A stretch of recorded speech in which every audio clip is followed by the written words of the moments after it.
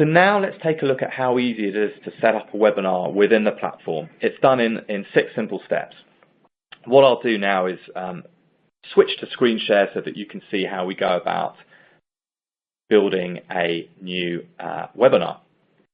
So I'm going to go into the Webcast Elite backend platform, and I will put a new webinar title for us. You could choose the different types of presentation types. There's lots of different formats. We'll just go present by phone. You put your date in. I'll put something in the future. And as far as the duration, it's totally up to you. You can go up to 8 hours, which is usually sufficient for our clients. Go for a short one. And that's it. We'll have created our webinar. And now onto the registration fields. So here, you can really pick absolutely anything that you could possibly want, but if those preset ones aren't good enough, you want to add some custom fields, you can do that as well. You can also pick whether you are requiring the registrant to add a certain field, enter their data there, or whether it's just optional. So we'll come out of that and now go on to the branding. So I'm going to upload a banner. You'll see that pop up there. And then we're going to go in and put some text together. Firstly, though, you can see the page design there. You've got you've got 3 choices of how you can design that page. With the text, it's very simply a case of copying and pasting. So I'm going to grab some of that copy that I found on your website. And we'll get that into the summary editor. Now, if you did want to do something a bit more fancy, there is HTML code sourcing here. So if you want to add video, it's very simple to do, and further branding, you could do that there. So we'll close that after saving it. And then, yes, I will want to include my speaker bios and some social sharing icons as well. Now, if you want to view what that looks like, you can do. There's the registration page option there and the lobby page as well. So one thing I should have mentioned earlier, by the way, is through the screen share, because you're viewing this in the slide window, it's probably worth maximizing that slide window so you've got a good view of this. And the last thing I'll mention before moving on here is you have access to all the webcast URLs. So these are all you would ever need. The audience, that's the link for the actual webinar itself. When it goes live, then recording is the same link, keeps it really simple.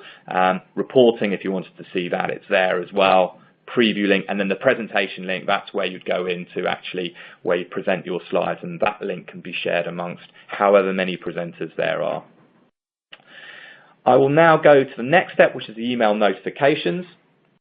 And here you've got a number of different emails that you can send at a time of your choosing, so it's completely up to you, and you can edit those as well. Let's now move on to the area where you would upload your slide deck and any video clips. So it's really basic stuff once again. I'm just going to go in and grab my summary slides. You'll see that starting to upload, and it shouldn't be too long before it starts converting and we can move on and work elsewhere. If you wanted to do that, I won't upload any video clips today, but you would be able to do that there as well. So there we go. It's now converting, and I can move on to my next step, which is building the console, so the audience experience.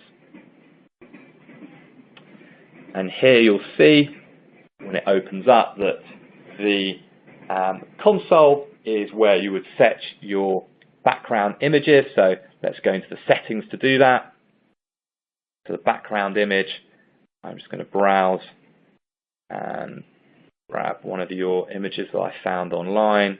You can play around with the various different banners at the top as well for the skin color.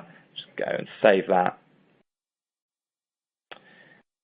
And once we've got the background image, we can then play around with what widgets we want to bring in. So the widget list is here, and I'm going to add the speaker bio.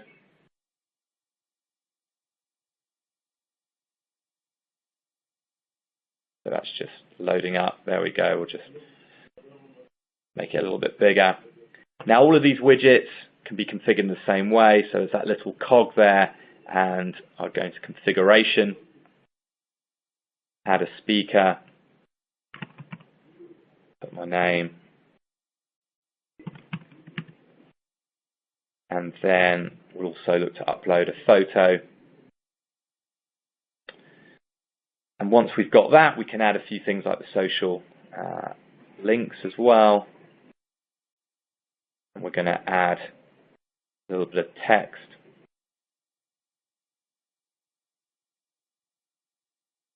Just copy and paste it as before. Let's just get that in there. There we go. And then once we've copied and pasted, it's ready to be saved. I'll close that down. So you can keep adding these widgets, and you will also be able to then decide a few of their behaviors. So what I mean by that is, do you want that particular widget to show on launch, so when the console opens up for your audience? Do you want your audience to be able to reposition it, to maximize it, all those kind of things. So you can decide that. You can also rename them. You can even change the icons, so you can get more creative with this if you want to.